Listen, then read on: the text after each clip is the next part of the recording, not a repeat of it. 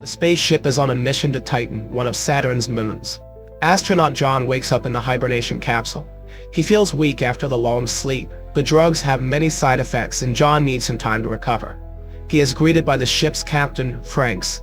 The captain orders John to take a shower and then come up to the bridge to discuss the next steps. Besides Captain Franks, John is met by his colleague Nash. Together the men watch a message from the Mission Control Center and receive new instructions. They are to conduct routine equipment checks and prepare for gravitational acceleration. John tries to pull himself together, but this time he feels worse. He struggles to eat and confesses to Nash that he can't remember the last name of Zoe, his girlfriend. By evening, John manages to check all the equipment. He records a response message to Mission Control, reports the situation, and prepares for another hibernation cycle, which will last 3 more months. A special substance is injected into the astronaut's bloodstream, and his eyes slowly close. Memories from the past wash over him, and for the next 3 months, he is deep in sleep. The awakening process is routine, with John experiencing the usual symptoms as he waits for his body to recover.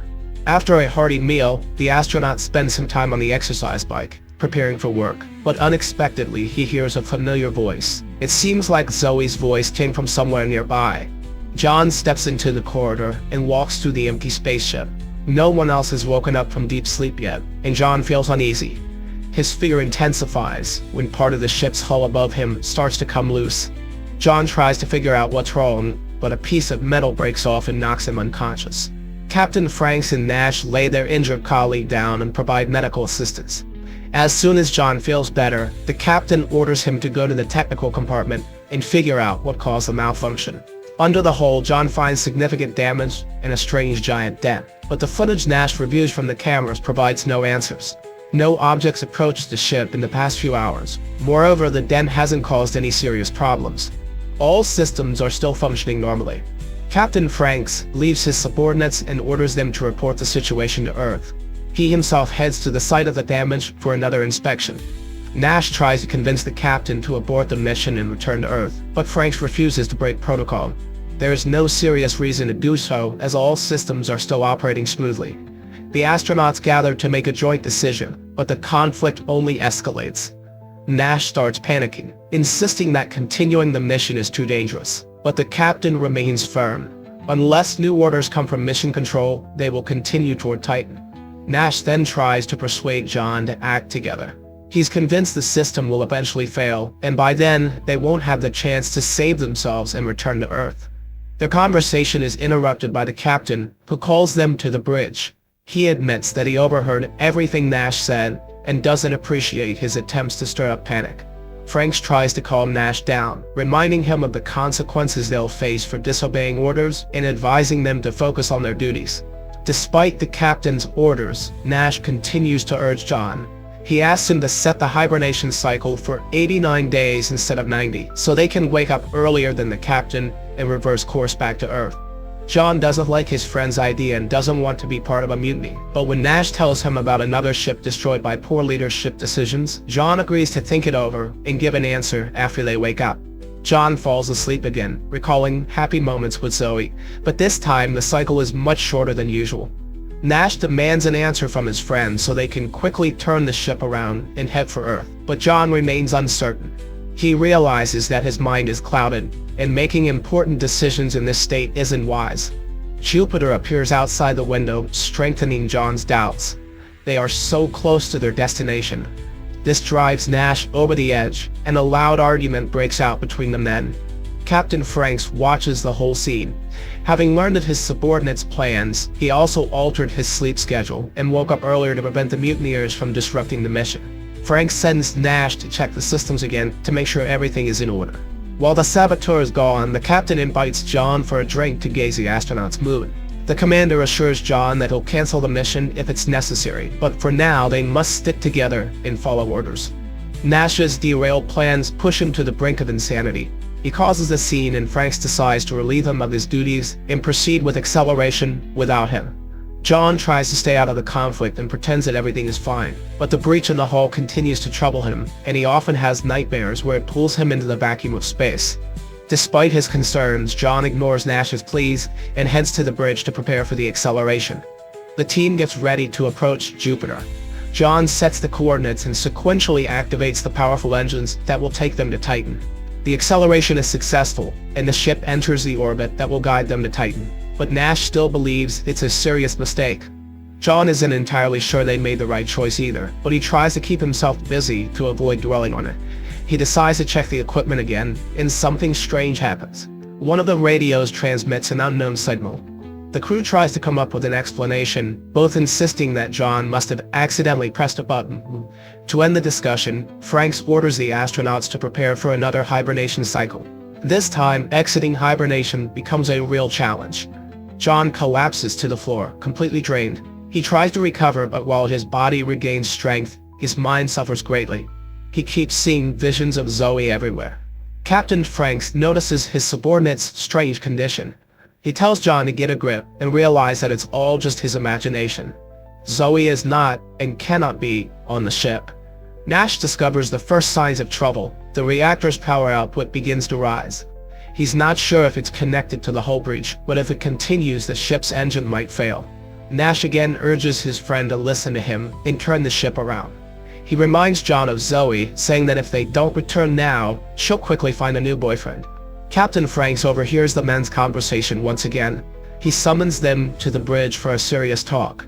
Someone, using Nash's password, deliberately lowered the engine's power to stop the ship. The commander won't tolerate Nash's antics any longer. This time he draws his sidearm to show the mutineer who's in charge on the ship. Franks orders the astronauts to return to their hibernation capsules to prevent any further sabotage. But as John's body starts receiving the drug, he sees what the captain is doing to his colleague.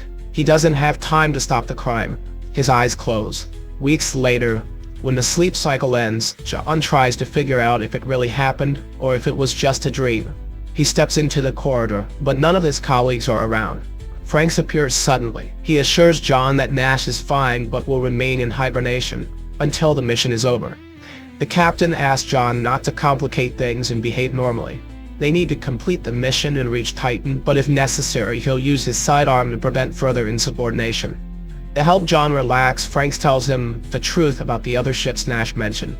He swears the madman distorted the facts, and in that case, the captain wasn't at fault. The crew harmed themselves.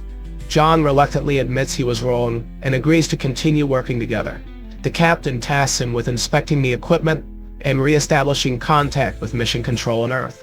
While working, John's arm goes numb, and he tries to examine it himself, but for a moment it seems like the limb swells and turns into a monstrous hand.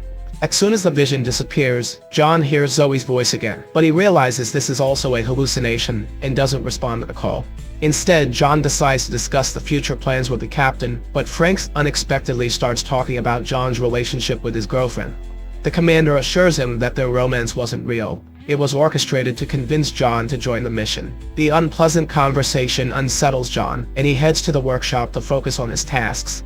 Unpleasant thoughts and memories prevent John from concentrating, but suddenly the radio crackles, and he hears the dispatcher's voice. The astronaut tries to report what's happening, but the connection keeps cutting out and he can't hear a response. Franks summons John to the bridge. He demands to know what John was doing, and upon hearing about the conversation with Houston, the captain insists it was another hallucination. The captain orders John to return to his capsule and go back to sleep, but this time John's nerves snap. He demands that Franks wake Nash up and prove that his friend is okay. Taking advantage of a moment, Franks attacks John and tries to force him into the capsule, but John manages to break free. A fight breaks out between the two men. John is stronger, but he can't win the battle with his mind as easily as with the captain. John reaches the central computer to find out which chamber Nash is in and if he's alive. While entering the request, he has to fend off Franks, but finally, the computer starts searching for the astronaut. The answer John receives leaves him in shock. The program confirms that Nash is alive and on the bridge, just like John and Franks, because all three names belong to the same person, Captain John Franks Nash. John realizes that he's been alone on the ship the entire time. His companions were figments of his imagination caused by the repeated use of hibernation drugs. John loses his last bit of strength and doesn't know what to do next. He returns to the workshop holding the service pistol. The astronaut tries to contact Mission Control again, but for a long time the radios remain silent. Finally, one of the radios turns on, and John hears Zoe's voice. She says she's at the ground control center and was invited to speak to him. Zoe confirms John's version. The hibernation drugs were too strong, causing his mind to become confused. But that's not the worst part. The girl tells the astronaut that there's no spaceship. All this time he's been part of a different experiment and deep underground. The planets and stars he saw through the window were just a simulation, as was the sensation of flying. But the impact was real. An earthquake hit the surface, partially collapsing the tunnel. Zoe asks her fiancé to gather his strength and help them rescue him. To do that, John needs to depressurize the cargo bay and leave the ship. She assures him that outside, there's an underground corridor leading to the surface. Captain Franks reappears behind John, trying to stop him. He claims that Zoe's voice is just another hallucination, and the story about underground tunnels and earthquakes is a fantasy his mind made up to explain the situation. Franks tells John that if he depressurizes the cargo bay, all that awaits outside is the vacuum of space, which will pull him out and end his life. John hesitates briefly, but Zoe's voice gives him strength. He doesn't listen to the captain and opens the airlock. At first it seems like Zoe was right. John finds himself in a shaft and hears her voice nearby. He walks toward the light, hoping to soon reach the surface, but space engulfs the astronaut's body and carries him into the infinite void. Or was that a hallucination too? That's how the movie ends.